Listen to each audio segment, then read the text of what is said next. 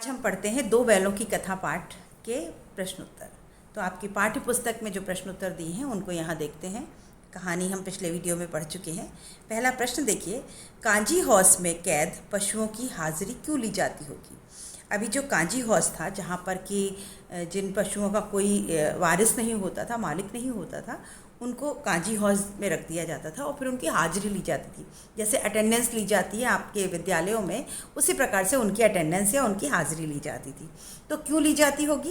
कांजी हौस में कैद पशुओं की हाजिरी इसलिए ली जाती होगी ताकि कैद पशुओं की संख्या का पता चल सके और पता लगाया जा सके कि उनमें से कोई भाग या मर तो नहीं गया। तो अभी कैसे पता चलेगा इतने सारे जानवरों में कि कोई है कि नहीं है? तो एक एक की हाजिरी लगाई जाती थी कि कोई है, कोई ऐसा तो नहीं कोई भाग गया या किसी को कुछ हो गया, कोई मर गया, तो इसलिए उनकी हाजिरी लगाई जाती थी। दूसरा प्रश्न देखिए, छोटी बच्ची को बैल के प्रति प्रेम क्यों उमड़ आया? अब वो जो छोटी सी बच्ची थी जिसको सौतेली माँ परेशान करती थी, उसके मन में बैल के लिए प्यार क्यों आया? तो छोटी बच्ची की माँ मर चुकी थी, वह माँ के बिछड़ने का दर्द जानती थी, इसलिए जब उसने हीरा मोती की व्यथा देखी तो उसके मन में उसके प्रति प्रेम उमड़ आया। उसे लगा कि वो भी उसी तरह अभागे हैं और अपने मालिक से दूर हैं। तो वो बच्ची के मन में क्यों आया प्यार? क्योंकि वो खुद उसकी माँ मर चुकी थी, तो उसको पता था कि अगर सौतेली माँ उसको परेशान करती थी, ठीक से खाना नहीं देती होगी, तो उसके मन में वो दर्द था और वो बैलों के उस दर्द को समझ सकी और उसने जाकर के उसके मन में प्रेम आया और उसने जाकर के वो रोटी उन बैलों को दी। तो उसे लगा कि शायद मेरी तरह जैसे मैं दुर्भाग्यशाली हूँ, ऐसे ही ये भी है, इनका भी मालिक इनसे छूट गया है, ये मालिक से अलग हो गए, इसलिए उसके मन में प्यार उमड़ आया। तीसरा, कहानी में बैलों के माध्यम से कौन कौन से नीति विषयक मूल्य उभर कर आए हैं? अब नीति विषयक मूल्य थे, वो कौन से मूल्य यानी जो वैल्यूज़ थी वो कौन कौन सी बताई गई आपको? ये कहानी के माध्यम से निम्नलिखित नीति विषयक मूल्य उभर कर सामने आए। कौन कौन से थे बच्चों? पहला, विपत्ति के समय हमेशा मित्र की सहायता करनी चाहिए, कि अगर हमारा कोई मित्र है तो ऐसा नहीं कि कोई परेशानी आई तो हम उसको छोड़ के भाग खड़े हुए, हमें हमेशा उसका विपत्ति में भी उसका साथ देना चाहिए। आज़ादी के लिए हमेशा सजग और संघर्षशील रहना चाहिए। अगर हम आज़ाद होना चाहते हैं, आज़ादी जो है वो हमारा गुण है, हमारा अधिकार है, तो हमें आज़ादी के लिए क्या करना होगा? सजग, सतर्क रहना होगा और संघर्ष करना पड़ेगा। आपको अगर कुछ कष्ट भी हो रहा है तो वो कष्ट झेलिए, लड़िए। अपनी आज़ादी जो है वो सबको प्यारी होनी चाहिए और हमें आज़ादी के लिए संघर्ष करना ही पड़ेगा। अपने समुदाय के लिए अपने हितों का त्याग करने के लिए तैयार रहना चाहिए। अगर हमारा कोई समुदाय है, कोई ग्रुप है, तो हमें अपना हित किस में है ये पता होना चाहिए, हमारा किस में फ़ायदा है, हमें किस में लाभ है। तो ऐसे हितों के लिए हमको त्याग करना पड़ता है, बहुत से त्याग करने पड़ते हैं। आज़ादी ऐसे ही नहीं मिली, लोगों ने अपनी जान कुर्बान कर दी, अपना घर परिवार कुर्बान कर दिया, तब जा कर के आज़ादी मिली है। तो हमें त्याग करना पड़ता है। आज़ादी बहुत क्या त्याग हुआ था हीरा मोती में से, कि जब काजी हौस में उसने दीवार तोड़ दी थी तो एक बैल ने दूसरे बैल को बचाने के लिए वो खुद भी नहीं भागा, वो खुद भी वहीं पे रुका रहा और फिर वो जो काजी हौस के मालिक थे उसने उसको भी मारा। तो एक दूसरे से प्यार बढ़ाना हो, रिश्ता रखना हो, तो हमें एक दूसरे के लिए भी त्याग करना पड़ता है। आज़ादी बहुत बड़ा मूल्य है, इसे पाने के लिए मनुष्य को बड़े से बड़ा कष्ट उठाने के लिए तैयार रहना चाहिए। अभी आज़ादी जो है वो कोई छोटी चीज़ नहीं है बच्चों, बहुत बड़ी चीज़ है। अगर आपको 4 घंटे के लिए बंद कर दिया जाए किसी कमरे में तो बहुत बेचैनी छटपटाहट होगी। हम 4 घंटे खुद बैठे रह सकते हैं एक कमरे में, लेकिन अगर कोई बाहर से कुंडी बंद कर दे, लैच लगा दे, तो हमको लगेगा कैसे हम निकल करके भागें। तो ये इतना बड़ा मूल्य है, इसके लिए अगर हमें कोई भी कष्ट उठाना पड़े तो हमको उठाना चाहिए। चौथा प्रश्न देखिए, प्रस्तुत कहानी में प्रेमचंद ने गधे की किन स्वभावगत विशेषताओं के आधार पर उनके प्रति रूढ़ अर्थ मूर्ख का प्रयोग ना करके किसी नए अर्थ को और संकेत किया है? अभी उन्होंने क्या कहा कि गधा जो है उसके लिए उन्होंने क्या कहा कि वो मूर्ख, तो उन्होंने मूर्ख नहीं कहा, गधे को हम मूर्ख बनाते हैं, जैसे किसी को मूर्ख कहना हो तो हम गधा कह देते हैं। तो ये रूढ़ मतलब पुरानी बात है, ये चला आ रहा है, एक नियम है कि लोग किसी को मूर्ख कहना चाहते हैं, कहते हैं वो तो पूरा गधा है। तो ऐसे शब्द का प्रयोग नहीं करा और दूसरे अर्थों में उसका प्रयोग किया। किस अर्थ में प्रयोग किया वो देखिए, प्रेमचंद ने गधे की सहनशीलता, सीधेपन, क्रोध न करना, हानि लाभ, सुख दुख समान रहने आदि गुणों के आधार पर उसे बेवकूफ़ी के स्थान पर संत स्वभाव का प्राणी करार दिया। अब उन्होंने गधे को मूर्ख नहीं कहा, उन्होंने कहा ये बिल्कुल संत प्राणी है। संत मतलब बिल्कुल योगी, महान संत है ये।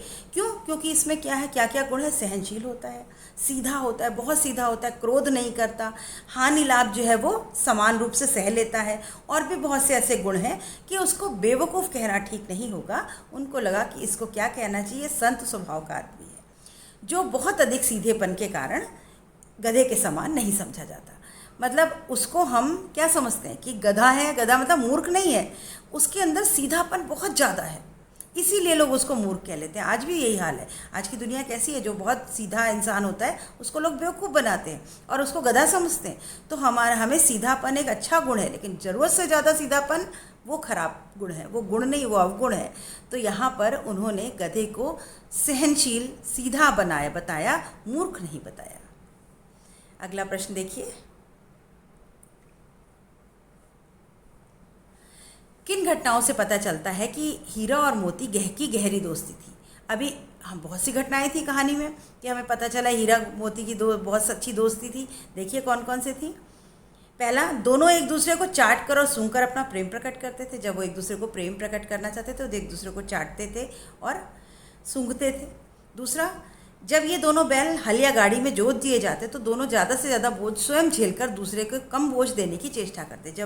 जब जुआ उनके गर्दन पे रखा जाता था तो हर बैल, दोनों में से हीरा और मोती दोनों, वो सोचता मैं ज़्यादा बोझा ले लूँ, वो सोचता मैं ज़्यादा बोझा ले लूँ, कि मेरे दोस्त को ज़्यादा बोझ ना उठाना पड़े। तो एक दूसरे के बोझे को ढोने का काम करते थे। तो हमें पता चलता है उनकी दोस्ती बहुत अच्छी थी।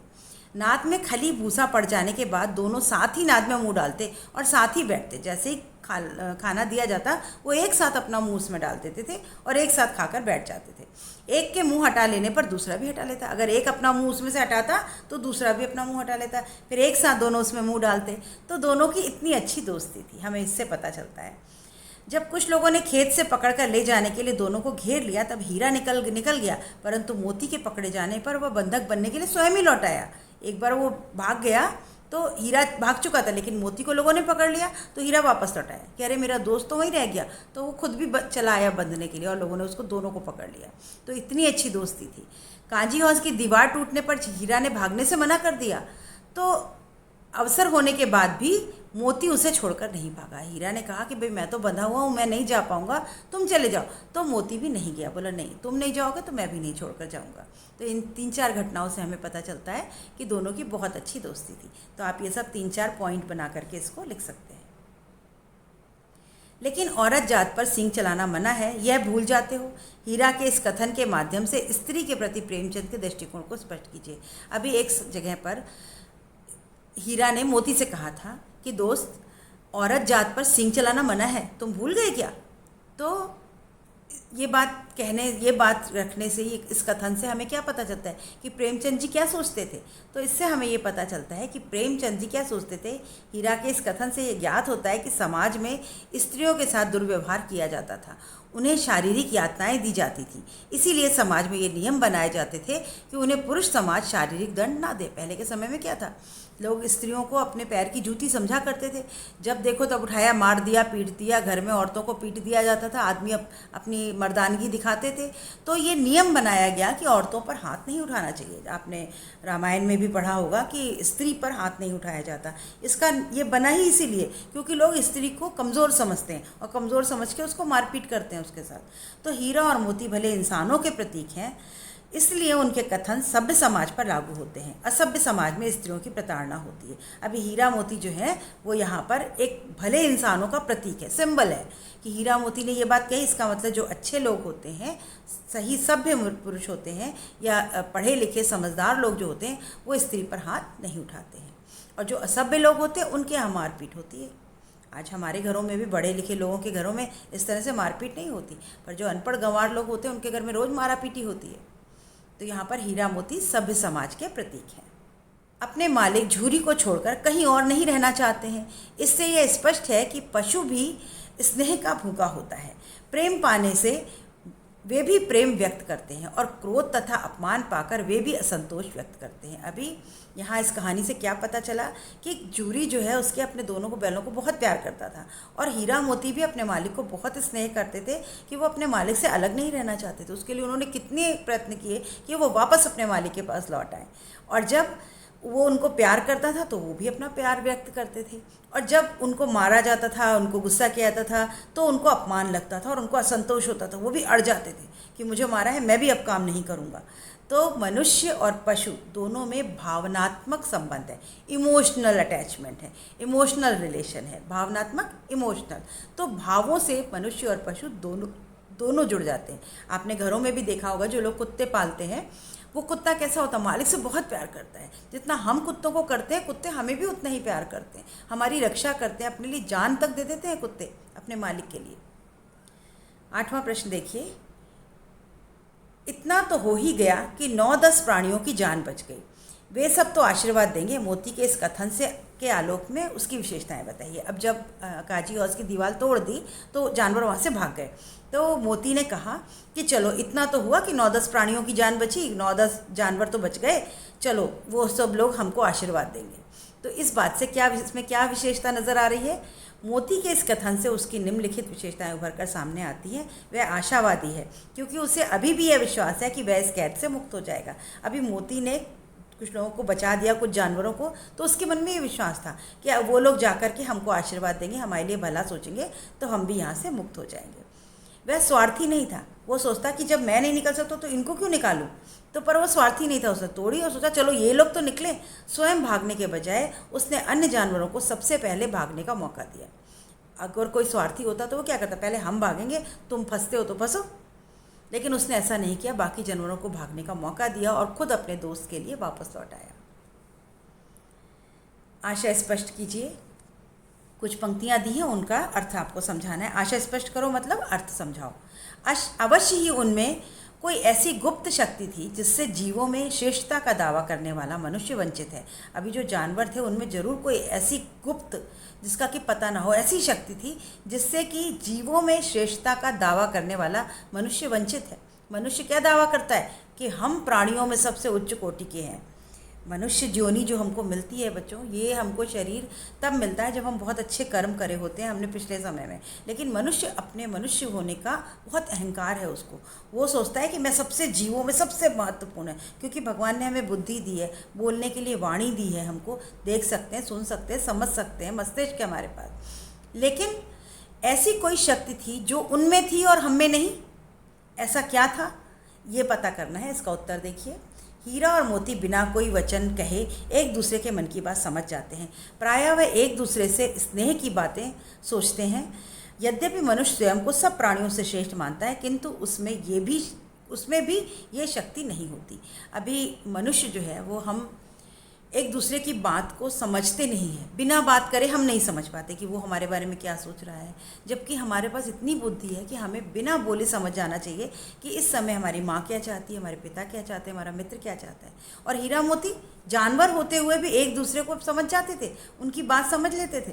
उनके अंदर एक शक्ति थी, एक ऐसी गुप्त शक्ति थी जिससे वो एक दूसरे की बात समझ लेते थे। लेकिन मनुष्य इस शक्ति से वंचित है। वंचित मतलब उसके पास ऐसी कोई शक्ति नहीं है। यहाँ पर व्यंग किया है प्रेमचंद ने कि मनुष्य के पास इतनी बुद्धि होते हुए भी हम एक दूसरे की बातों को नहीं समझते। और जानवर, जिसको कि भगवान ने जवान भी नहीं दी है, वो पता नहीं बिना बोले मूक भाषा में आपस में बात करते हैं और एक दूसरे को समझ जाते हैं। दूसरी पंक्ति देखते हैं।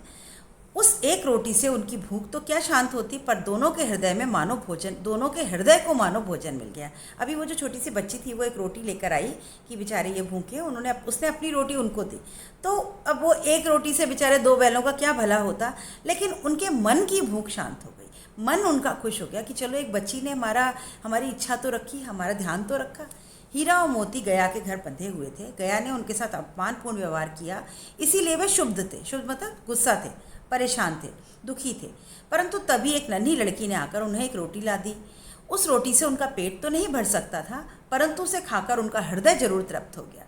उन्होंने बालिका के प्रेम का अनुभव कर लिया और प्रसन्न होते। अब वो जो रोटी का टुकड़ा दोनों ने खाया तो उस थोड़ा सा टुकड़ा खाकर के उनका पेट तो नहीं भरा, लेकिन उनका मन खुश हो गया कि इस बच्ची ने हमारे लिए अपना प्रेम तो दिखाया, और उनका मन जो है वो खुश हो गया था।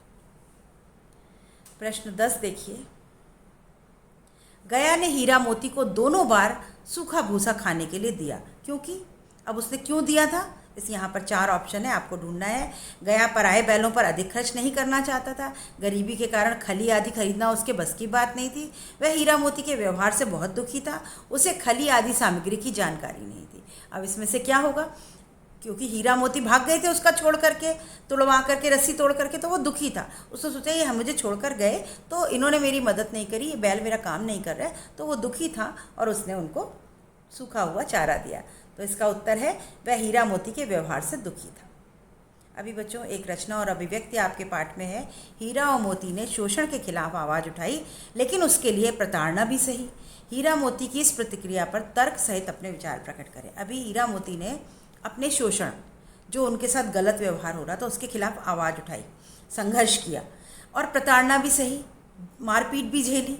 तो आप इसकी जो प्रतिक्रिया है हीरा मोती की, इस प्रतिक्रिया पर आप अपने विचार दें कि क्या किया, सही किया या गलत किया उन्होंने। तो इसका उत्तर देखिए। हीरा और मोती शोषण के विरुद्ध हैं, वे हर शोषण के विरुद्ध आवाज़ उठाते रहे। उन्होंने झूरी के साथ साले गया का विरोध किया, जो सूखी रोटियां और डंडे खाए, फिर काजी हौस में अन्याय का विरोध किया और बंधन में पड़े। मेरे विचार से उन्होंने शोषण का विरोध करके ठीक किया, क्योंकि शोषित होकर जीने का क्या लाभ, शोषित को भय और यातना के सिवा कुछ प्राप्त नहीं होता। आपका अपना विचार लिखना है कि उन्होंने सही किया या गलत। तो हाँ, सही किया। जो कुछ भी उन्होंने विरोध किया कांची हौस में, गया के घर में, वो जरूरी था। अगर नहीं करते तो वो बंधन में ही बंधे रहते। अपनी आज़ादी को पाने के लिए हमको विरोध करना ही पड़ता है, हमको संघर्ष करना ही पड़ता है। शोषण के वैसे कि हम मारे जाएंगे, डंडा मारा जाएगा, हम अगर यातना हम के सिवा हमको और कुछ नहीं मिलेगा, हमको सिर्फ परेशानी मिलेगी। अगर मार पड़ेगी, परेशानी होगी तो सहो, लेकिन इस संघर्ष करो, संघर्ष करे बिना आज़ादी नहीं मिलती। और वही हमने भी किया। स्वतंत्रता हमको ऐसे नहीं मिली, बहुत यातनाएं सही और संघर्ष किया, तब जाके आज हम स्वतंत्र भारत में रह रहे हैं। प्रश्न 12 देखिए। क्या आपको लगता है कि यह कहानी आज़ादी की कहानी की ओर संकेत करती? हाँ, प्रेमचंद स्वतंत्रता पूर्व के लेखक हैं। प्रेमचंद जो हैं वो स्वतंत्रता पूर्व के लेखक हैं। स्वतंत्रता से जब वो हम आज़ाद नहीं थे, अंग्रेज हमारे ऊपर शासन कर रहे थे, उस समय के लेखक हैं। उनकी रचनाओं में भी इसका प्रभाव देखा गया है। 2 बैलों की कथा नामक कहानी भी इससे अछूती नहीं है। मनुष्य हो या पशु, पराधीनता किसी को भी स्वीकार नहीं, सभी स्वतंत्र होना चाहते हैं। प्रस्तुत कहानी की कथा वस्तु भी इन्हीं मनोविचारों पर आधारित है। प्रेमचंद ने अंग्रेज द्वारा भारतीयों पर किए गए अत्याचारों को मनुष्य और पशु के माध्यम से व्यक्त किया है। इस कहानी में उन्होंने यह भी कहा कि स्वतंत्रता सहज नहीं मिलती, इसके लिए निरंतर संघर्ष करना पड़ता है। जिस प्रकार अंग्रेजों के अत्याचार से पीड़ित जनता ने अपना शोक विद्रोह रूप में व्यक्त किया, उसी प्रकार बैलों को गया के प्रति आक्रोश भी संघर्ष के रूप में भड़क उठा। इस प्रकार अप्रत्यक्ष रूप से यह कहानी आज़ादी की भावना से जुड़ी है। अभी सीधे सीधे तो उन्होंने आज़ादी की कहानी नहीं बताई, अंग्रेजों और भारतीयों का संघर्ष नहीं दिखाया, लेकिन बैलों के माध्यम से और उसका गया का जो प्रताड़ना दी, कांजी हौस में जो प्रताड़ना दी गई, वो सब जो है वो प्रतीक रूप में वही स्वतंत्रता का संघर्ष था। और ये उन्होंने बताना चाहा कि स्वतंत्रता कभी संघर्ष के बिना नहीं मिल सकती, और स्वतंत्रता पाने के लिए हमें संघर्ष करना ही पड़ता है। तो ये स्वतंत्रता के समय की कहानी को जोड़ा है उन्होंने, और यहाँ पर हमें बैलों के माध्यम से उसको दिखाया है। तो हाँ, ये बात सच है कि अप्रत्यक्ष रूप से ही सही कहानी आज़ादी की भावना से ही जुड़ी हुई है। इसको अपने मन में, अपने शब्दों में आप लिख सकते हैं इसका उत्तर। भाषा अध्ययन देखिए।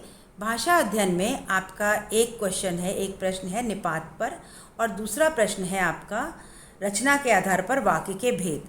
तो बच्चों, इसको पढ़ने से पहले हमको एक बार ये समझना पड़ेगा कि निपात क्या होता है और रचना के आधार पर वाक्य के भेद क्या होते हैं।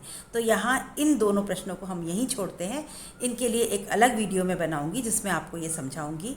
आखिरी प्रश्न देख लीजिए भाषा की बात का।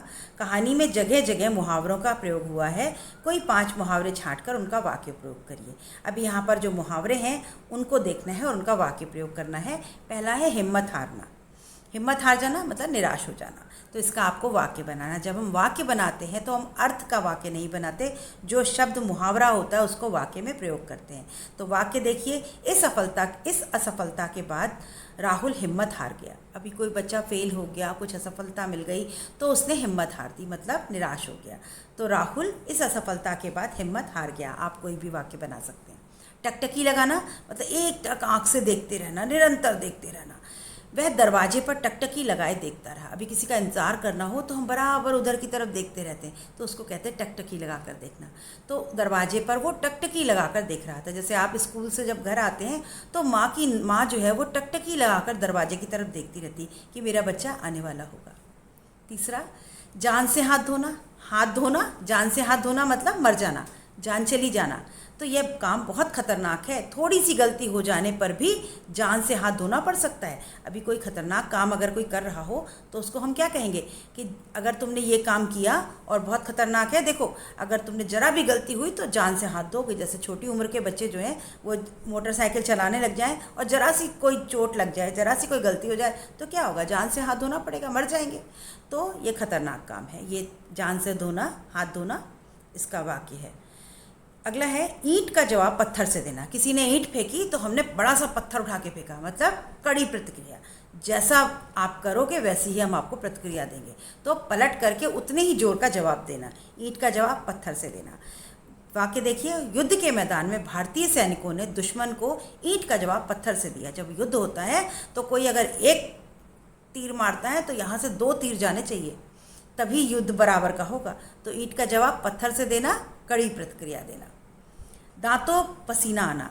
दांतों पसीना आना मतलब कठिन परिश्रम। पसीना शरीर से आ रहा है, शरीर के साथ दांतों से भी पसीना निकल रहा है, मतलब इतनी मेहनत करना, कठिन परिश्रम करना। वाक्य देखिए, इतना भारी सामान उठाने से राकेश के दांतों पसीना आ गया। कोई बहुत भारी सामान उठाया हुआ हो तो पसीने के मारे हालत ख़राब हो गई रमेश की, यानी दांतों से भी पसीना टपकने लगा। तो ये मुहावरे का वाक्य है। आप और अपने मन से अर्थ समझ करके इनके वाक्य प्रयोग कर सकते हैं। यहाँ बच्चों पाठ खत्म होता है। अगले वीडियो में हम पढ़ेंगे निपात किसे कहते हैं और इन प्रश्नों का उत्तर उसमें देखेंगे। और उसके बाद पढ़ेंगे हम कि रचना के आधार पर वाक्य का भेद। ये आपके 9th क्लास की जो व्याकरण है उसमें आपका ये टॉपिक है। इस पर आपके जो व्याकरण के प्रश्न हैं वो भी आएंगे, तो हम इसको डिटेल में समझेंगे, तभी आप इसके अभ्यास कर पाएंगे। तो आज का वीडियो यहीं ख़त्म। वीडियो को, मेरे चैनल को लाइक, शेयर, सब्सक्राइब कीजिए। कमेंट लिखिए मुझे बच्चों, और अपनी पढ़ाई करते रहिए, परीक्षा को ध्यान में रखते हुए।